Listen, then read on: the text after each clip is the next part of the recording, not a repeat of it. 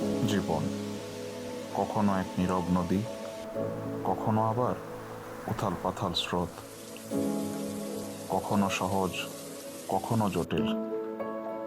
তবু প্রতিটি মুহূর্তে লুকিয়ে থাকে এক অনন্ত সৌন্দর্য।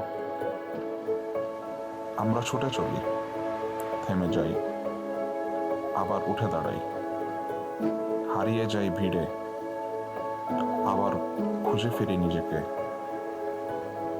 জীবন আমাদের শেখায় প্রত্যেকটা ভাঙা গড়ার মাঝেই একটা নতুন গল্প তৈরি হয়।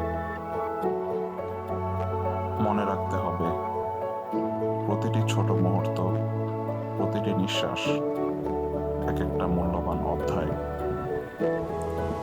কিছুই চিরস্থায়ী নয়, না দুঃখ, না আনন্দ। জীবন শুধু বলে, চলতে থাকো, অনুভব করতে থাকো।